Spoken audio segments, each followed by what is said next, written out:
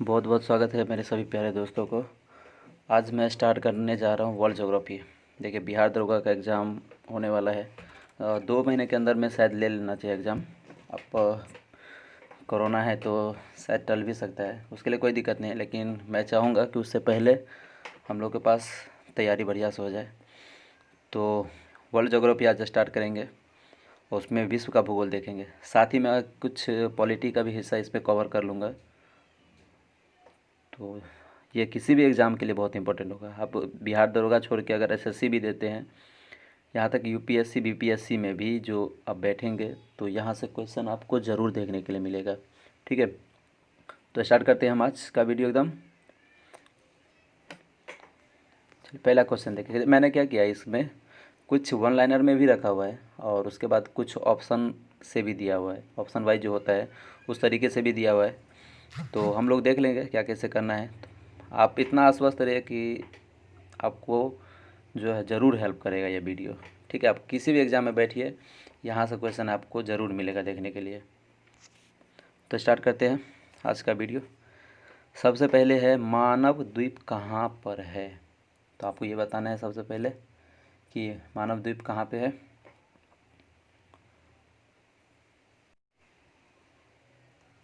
मानव द्वीप जो है आपको मिलेगा कहाँ पे, आयरलैंड और इंग्लैंड के बीच में। आयरलैंड और इंग्लैंड के बीच में। देखिए, आयरलैंड आप लोग जानते होंगे कि हमारा जो संविधान है, ठीक है, उसमें जो नीति निर्देशक तत्व जो लिया गया है वो हम लोग लिए कहाँ से, आयरलैंड से ही लिए हुए हैं, जिसको हम लोग आयरिश भी बोलते हैं। और आयरलैंड जो है, आयरलैंड का राजधानी जो है वो है डबलिन। आयरलैंड का राजधानी डबलिन है और यहाँ के मुद्रा जो है उसको बोलते हैं यूरो। आयरलैंड के मुद्रा को यूरो बोलते हैं। और इंग्लैंड जो है, इंग्लैंड का राजधानी पता होगा आपको कि इंग्लैंड का राजधानी है लंदन, और लंदन में पाउंड चलता है। लंदन में पाउंड चलता है, या इसको पाउंड स्टर्लिंग भी बोलते हैं। और ये अगर इंडियन रुपए में इसको बात करें हम लोग तो 98 रुपये के आसपास में हो जाता है ये, यानी एक डॉलर 98 रुपये के आसपास होता है। तो नीति निर्देशक तब जो लिया गया है आयरलैंड से हमारे भारत के संविधान में, तो भारत के संविधान का पार्ट 4 है, वो पार्ट 4 है, उसमें लिया गया है। और अगर आर्टिकल की बात करें तो 36 से लेकर के 51 तक का आर्टिकल है जिसमें इसका जिक्र किया गया है। और मैं अगर बता दूं साथ में कुछ और चीज़ देखना चाहूँ तो जैसे कि आप देख सकते हैं कि मौलिक अधिकार जो है वो हम लोग यूएसए से लिए हैं। आपातकाल कहाँ से लिया गया था, आपातकाल जर्मनी से लिया गया था। उसके बाद एकल नागरिकता जो है वो हम लोगों ने ब्रिटेन से अपनाया था। एकल नागरिकता का मतलब ये होता है कि अगर कोई भी देश है तो उस देश में एक ही नागरिकता होना चाहिए। जैसे कि आप अमेरिका का नाम जानते होंगे, अमेरिका के पास जो है 2 नागरिकता रखने का प्रावधान है। जैसे कि स्टेट का अलग नागरिकता होता है और वहाँ के कंट्री का एक अलग नागरिकता होता है, उसको हम लोग दोहरी नागरिकता बोलते हैं, दोहरी नागरिकता बोलते हैं। ठीक है, तो ये तो हो गया पहला क्वेश्चन कि मानव द्वीप कहाँ पे है। तो मानव द्वीप आपको मिलेगा आयरलैंड और इंग्लैंड के बीच में। नेक्स्ट है, संसार में ताज़े पानी की सबसे बड़ी झील कहाँ पे है। और सबसे बड़ा तो जो है सुपीरियर झील है, ताज़े पानी की झील, ये आपको कहाँ पे मिलेगा। तो ताज़े पानी की जो झील है ये तो मैंने बता ही दिया कि लेक सुपीरियर झील है, और ये मिलेगा आपको यूएसए में। ये जो सुपीरियर झील है इसका जो क्षेत्रफल है, आपका क्षेत्रफल वो टोटल है 82,100 के आसपास, 82,100 के आसपास में इसका क्षेत्रफल है। नेक्स्ट देखिए, सवाना चारागाह जो है वो कहाँ पे पाया जाता है। तो आपको बताना है कि सवाना चारागाह कहाँ पे होता है। सवाना चारागाह आपको मिलेगा कहाँ पे, अफ्रीका में, अफ्रीका में। और सवाना चारागाह में जो ये मिलता है वो हमेशा कहाँ पे मिलेगा, उष्णकटिबंधीय जो क्षेत्र होता है वहाँ पे मिलता है। और शीतोष्ण घास का जो मैदान होता है उसको हम लोग वेल्स बोलते हैं। जैसे कि एक पंपास भी है जो कहाँ पे मिलेगा आपको, जैसे कि आप दक्षिण अमेरिका में जो अर्जेंटीना, उरुग्वे या ब्राज़ील वाला इलाका है वहाँ पे जाएंगे तो आपको पंपास मिलेगा। और उत्तरी अमेरिका और कनाडा जो है, अगर संयुक्त अगर पूरा मिला ले उसको, ठीक है, तो वहाँ जो शीतोष्ण घास का मैदान होता है उसको हम लोग प्रेरी बोलते हैं, प्रेरी बोलते हैं। तो मैंने क्या बताया, सवाना घास का मैदान तो आपको अफ्रीका में मिल जाएगा, और शीतोष्ण घास का मैदान को हम लोग क्या बोलते हैं, वेल्डस बोलते हैं। और पंपास जो है, पंपास आपको अर्जेंटीना, उरुग्वे और ब्राज़ील इलाका जो है दक्षिण अमेरिका का, उसमें आपको मिलेगा। उसके बाद उत्तरी अमेरिका और कनाडा जो है दोनों, उसमें जो संयुक्त अगर अगर मिला लेंगे सबको, तो शीतोष्ण घास का मैदान जो है उसको हम लोग बोलते हैं प्रेरी। तो इतना क्लियर हो गया। नेक्स्ट देखिए, कौन सी नदी जर्मनी में बहती है। तो आपको बताना है कि कौन सा नदी ऐसा है जो जर्मनी में बहती है।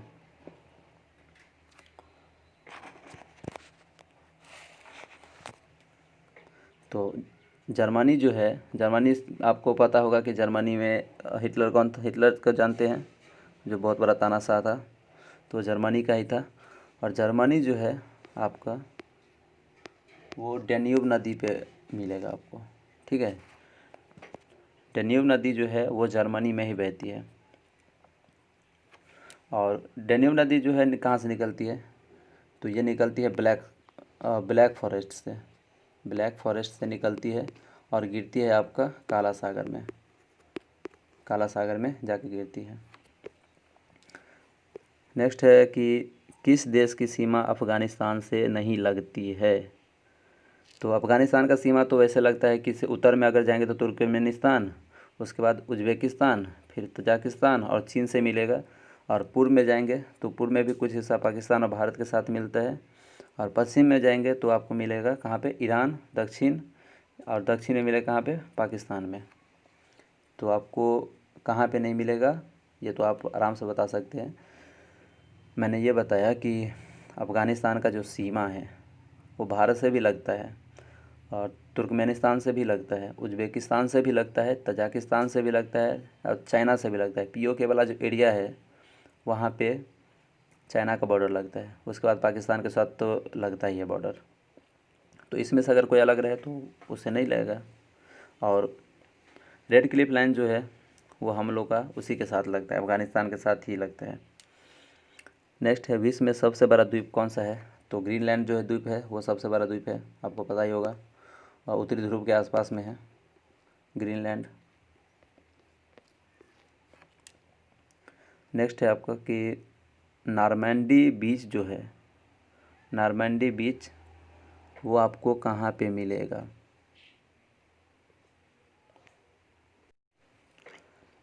नॉर्मैंडी बीच जो है आपको मिलेगा न्यूयॉर्क शहर में।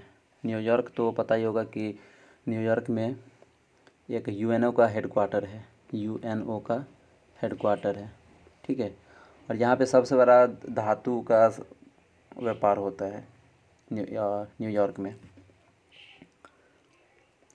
नेक्स्ट है, डाइक का निर्माण विशेषता किस देश में किया जाता है। तो सबसे पहले डाइक तो ये समझिए, डाइक क्या होता है कि हॉलैंड वाला, जो हॉलैंड का उत्तरी जो हिस्सा है, उत्तरी सागर तट है, उसमें जो बड़ा बड़ा तटबंध जो बनाया जाता है, ठीक है, और समुद्र से जो भूमि प्राप्त किया जाता है उसी को हम लोग डाइक बोलते हैं। तो ये कहाँ पे मिलेगा आपको, हॉलैंड में मिल जाएगा। नेक्स्ट है कि यूएसए में खोलो किस आकृति के लिए प्रसिद्ध है। शायद ये क्वेश्चन कुछ टाइपिंग मिस्टेक हो गया, इसको छोड़ दीजिए। नेक्स्ट है, धातु का सबसे बड़ा व्यापार। तो धातु का सबसे बड़ा व्यापार आपको न्यूयॉर्क में ही मिलेगा, न्यूयॉर्क में। नेक्स्ट है, पुरानी कॉलोनी नॉर्दर्न रेडिसिया का नया नाम क्या है। तो आपको बताना है कि पुरानी कॉलोनी नॉर्दर्न रेडिसिया का नया नाम है आपका जाम्बिया, और इसका राजधानी लुसाका है, और लुसाका इसका राजधानी है। और ये आज़ाद हुआ था 24 अक्टूबर 1964 को, 24 अक्टूबर 1964 को ब्रिटेन ने इसको कब्जा रखा था, तो ब्रिटेन से इसको आज़ादी मिला था। नेक्स्ट देखिए, नेक्स्ट है, भू शून्य कहाँ पे है, यानी जीरो ग्राउंड कहाँ पे है। जहाँ पे ओसामा बिन लादेन ने, आपको पता होगा कि 11 सितंबर 2011 में जहाँ पे हमला किया था, ठीक है, उसी को हम लोग ग्राउंड जीरो बोलते हैं, जहाँ पे वर्ल्ड ट्रेड ऑर्गेनाइजेशन जो है उसका हेडक्वार्टर है, तो उसी को हम लोग शून्य भू शून्य या जीरो ग्राउंड बोलते हैं। नेक्स्ट है new Britain Tata new island किस देश का भाग है? इसको भी आप छोड़ दीजिए, इसमें भी कुछ टाइपिंग मिस्टेक हो गया है। उसके बाद नेक्स्ट है सबसे लंबी नदी कौन सी है? तो सबसे लंबी नदी तो नील नदी है, आपको पता ही होगा। और अगर क्षेत्रफल के हिसाब से, अपवाह क्षेत्रफल के हिसाब से पूछे तो वो अमेजन है। नील नदी जो है वो कहाँ से बहती है मैं बताता हूँ आपको। विक्टोरिया झील से निकलती है जैसे, और युगांडा, तंजानिया और केन्या में, ये केन्या से गुजरती है, 3 जगह से गुजरती है, युगांडा, तंजानिया और केन्या से गुजरती है, और ये जाके गिरती है भूमध्य सागर में जाके गिर जाती है। और अगर एशिया का सबसे बड़ा पूछे तो यांगत्से नदी, और भारत का तो पता ही होगा कि गंगा नदी है। सबसे बड़ा डेल्टा कौन सा नदी बनाती है? तो सबसे बड़ा डेल्टा जो है वो गंगा ब्रह्मपुत्रा नदी बनाती है। नेक्स्ट है लंबे स्टेपल किस्म की कपास मुख्यतः निम्नलिखित में से किस देश में पाई जाती है? तो अगर बात करें सबसे अच्छा अगर कपास उत्पादन जो होता है वो मिस्र में होता है। मिस्र की राजधानी इजिप्ट है। यहाँ पे एक 7 अजूबा भी है, और 7 आश्चर्य जिसको बोल सकते हैं, जैसे कि ताजमहल जिसमें शामिल है। नेक्स्ट है आपका कौन से 2 देश एक अंतर्जलीय सुरंग के द्वारा जुड़ा हुआ है? यानी कौन सा ऐसा देश है जो अंतर्जलीय सुरंग के द्वारा जुड़ा हुआ है? तो वह है फ्रांस और इंग्लैंड। फ्रांस और इंग्लैंड जो है वो अंतर्जलीय सुरंग के द्वारा जुड़ा हुआ है। चलिए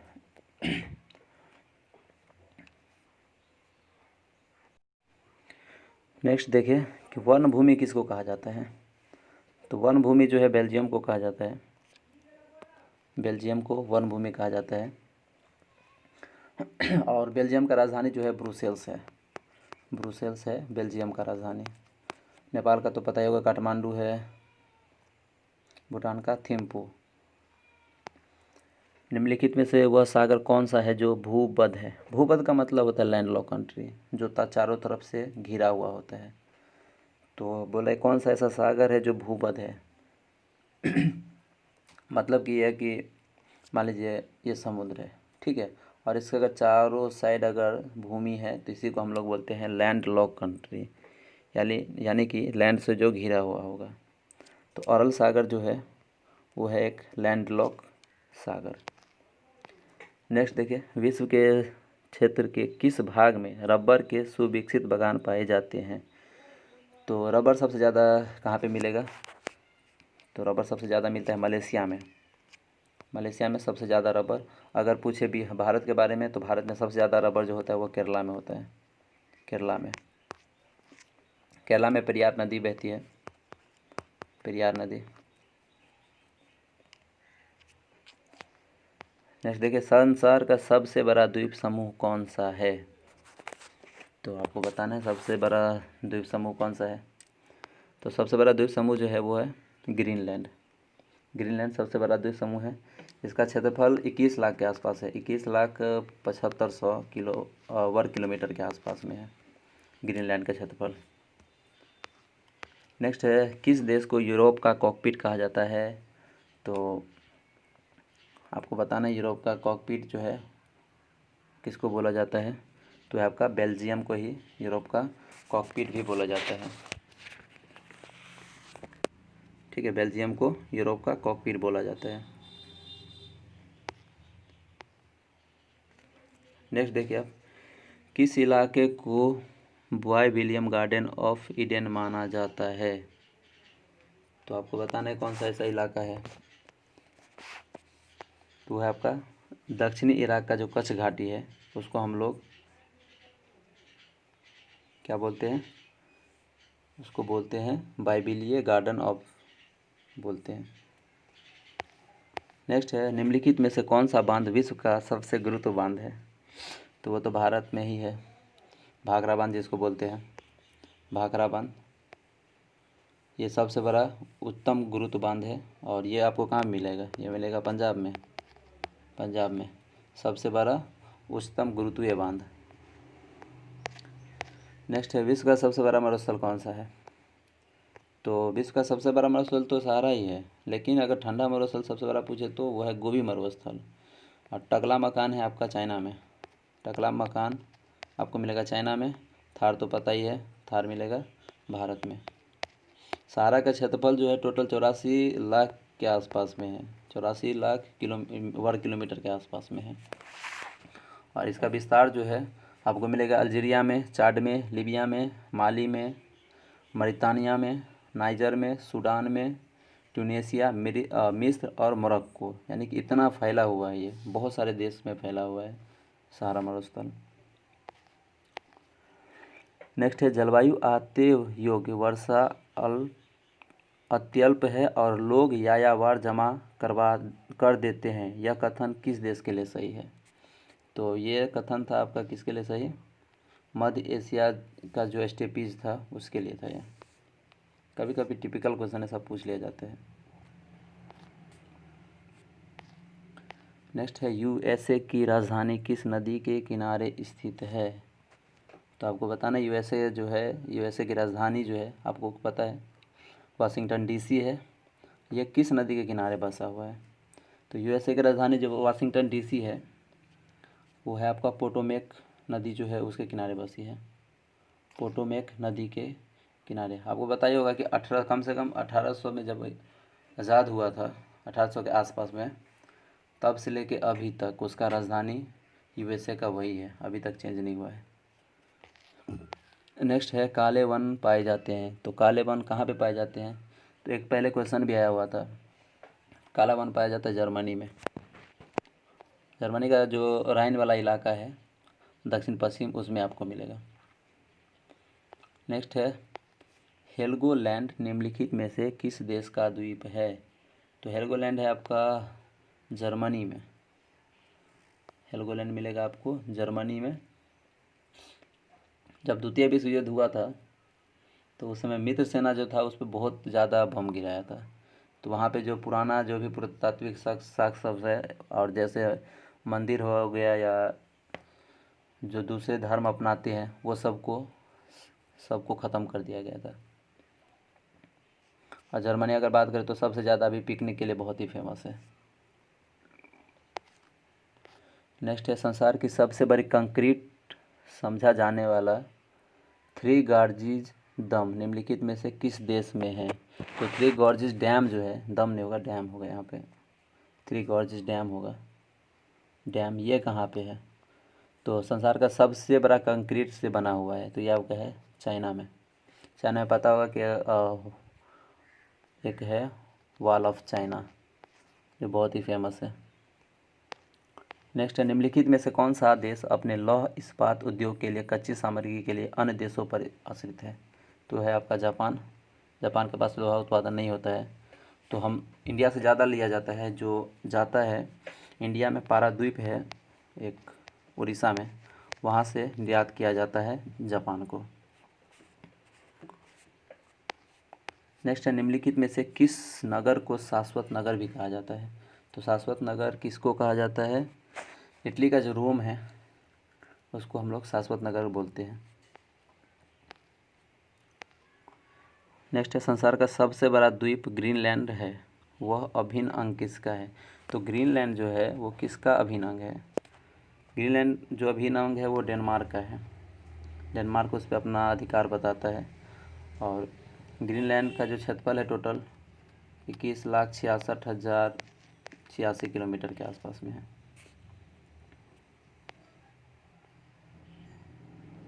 नेक्स्ट है संसार की छत किसे बोलते हैं?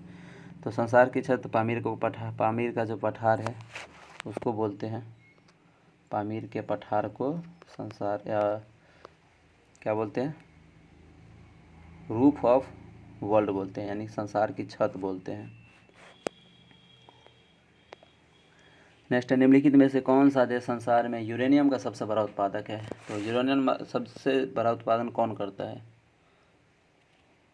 तो कनाडा जो है, कनाडा सबसे ज़्यादा यूरेनियम का उत्पादन करता है। नेक्स्ट है एशिया में वनों उन्मूलन का मुख्य कारण क्या है? तो एशिया में पता होगा कि एशिया में ज़्यादातर लोग सबसे ज़्यादा जनसंख्या निवास करते हैं, और जो वो खाना बनाते हैं वो सबसे ज़्यादा लकड़ी से ही बनाते हैं। तो पहला ये ऑप्शन सही हो जाएगा, ईंधन की लकड़ी का अत्यधिक संग्रहण सबसे ज़्यादा लकड़ी पे ही डिपेंड करता है। अभी भी गांव में लकड़ी से ही खाना बनते हैं।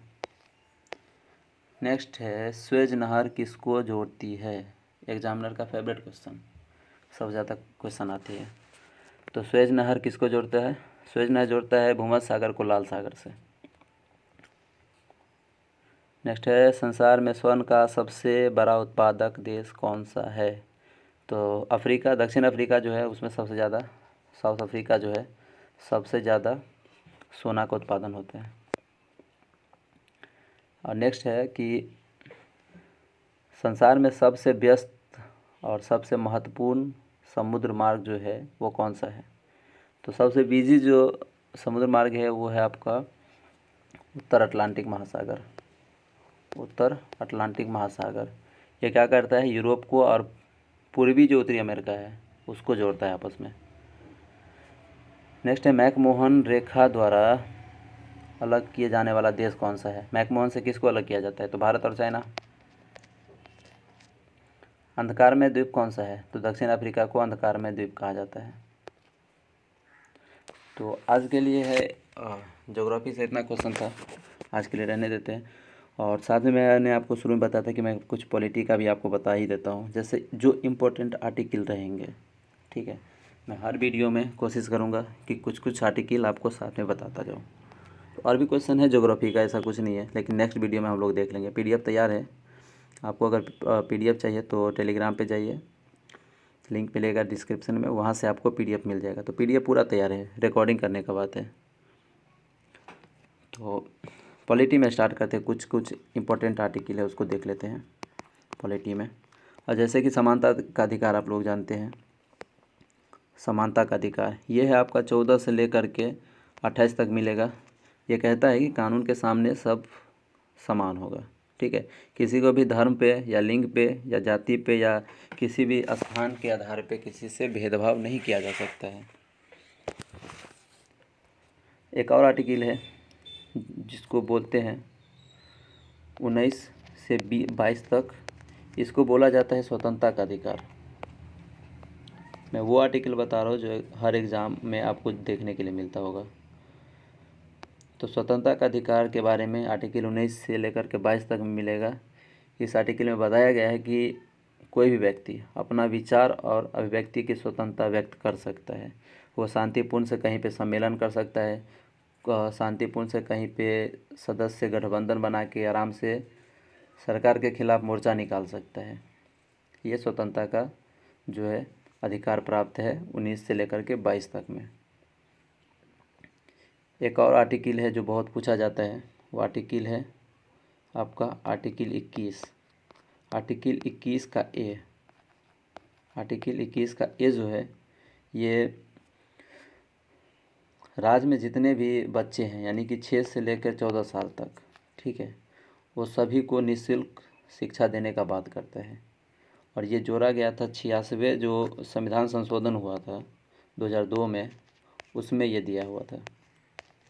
आर्टिकल 21 का ए यानी इसको क भी बोल सकते हैं, ठीक है।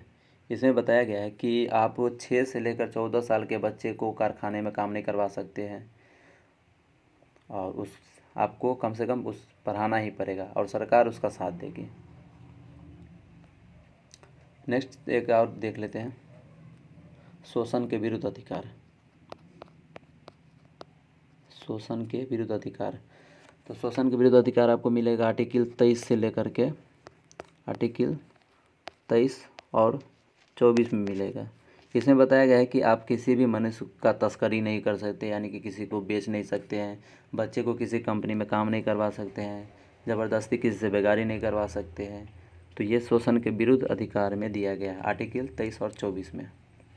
उसके बाद एक और आर्टिकल आता है जैसे कि 25 से लेकर के 28 तक में, ये बात करता है धार्मिक स्वतंत्रता के बारे में कि हर एक आदमी को धार्मिक स्वतंत्रता का आज़ादी है, वो किसी भी धर्म को अपना सकता है, उस पर कोई प्रेशर नहीं बनाएगा।